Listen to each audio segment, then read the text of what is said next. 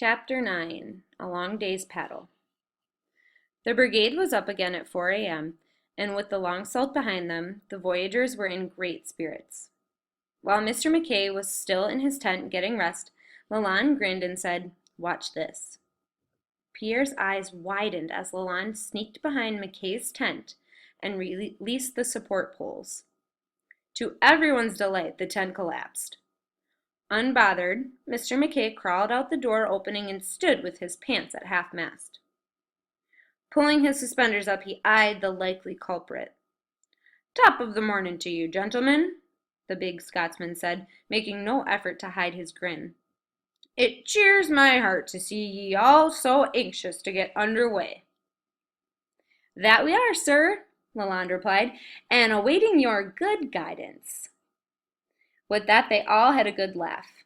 Pierre chuckled until his belly felt warm. The prospect of a day-long paddle was frightening, but the good humor of the morning relaxed him. And as they started upriver, La Petite and Lalande led the men in song. Old French sea chants, folk songs, and silly rhymes echoed up and down the river as Pierre dug in with his paddle. The sun warmed Pierre's shoulders as it rose, illuminating the left-hand shore and finally the river. Thin trails of mist lifted off the water. Birds rustled through the dry leaves on a near bank. A stilt-legged heron stalked his breakfast in a reed bed. Pierre tried to follow his bowman's advice. He sang along with the men. He studied the stately pines and the distant ridges. He imagined where the blue Ottawa would eventually lead them, but his hands still throbbed. Forgetting the effort of paddling by losing himself to other thoughts sounded simple, but his hands were so puffed and swollen that he felt as if chunks of skin were pulling loose from them. He thought about school, imagining Celeste in her seat by the window. He saw the morning sun shining on her silky black hair and her blue dress patterned with tiny white flowers. About now, Sister Marguerite was standing before the class saying, "Take your places now, children." Closing his eyes for an instant, Pierre could smell the chalk dust and the freshly oiled maple floor and the damp winter clothing drying on a line behind the stove. He could hear Sister reading her favorite Bible verse. "Lay not up for yourselves treasures upon earth, where moth and rust doth corrupt, and where thieves—" When the brigade stopped for breakfast, Lalande checked on Pierre's hands. "So, how's the paws holding up today?" he asked, reaching out to inspect a hand. "Whew!" he whistled, studying the oozing blisters. "Looks like you've been leaning on a hot griddle. These are almost as bad as mine were on my first trip out. My hands blistered up and bled so bad that I whined constantly. The fellows threatened to throw me in for fish bait." Lalande laughed. "Let me show you a little trick." While breakfast was cooking, the bowman took some deer-hide strips out of his pack.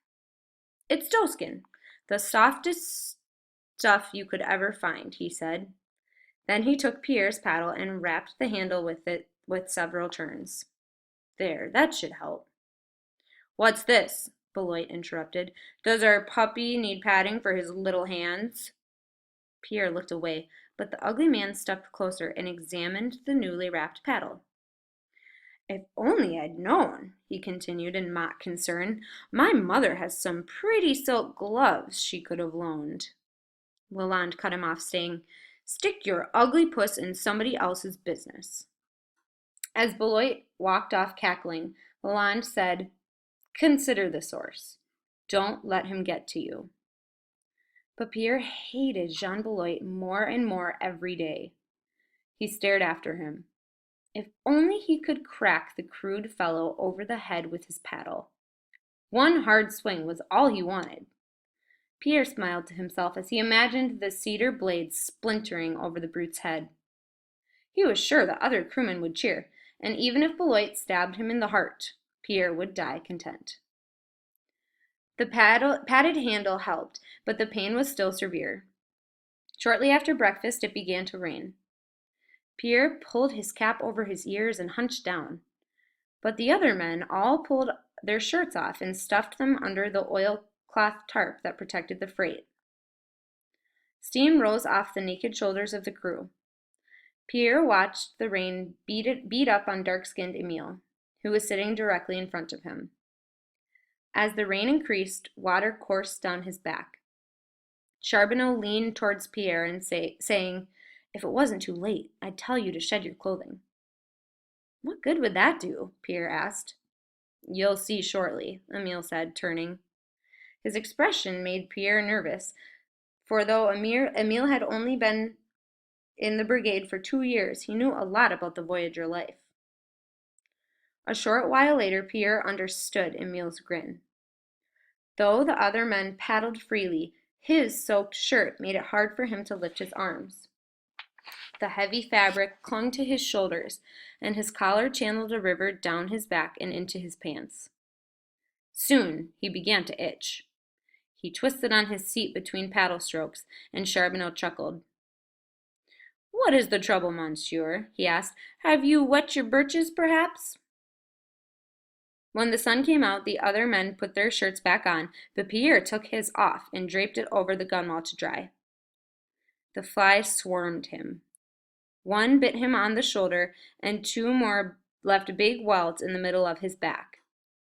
"You must have sweet blood," Charbonneau remarked. "The flies sting like they've found a pot of honey." Though it didn't make sense, the pain of his bites made him forget the pain of his paddling. He didn't even know what had happened until their next rest stop. Pierre put his hands on the gunwale and got a jolt of pain. The blisters were raw, but he couldn't remember when he'd last felt them. Could those old-timers be right after all? Pierre wondered as he stepped onto the beach. While the crewmen lit their pipes and rested, Pierre stretched his legs and studied his swollen hands.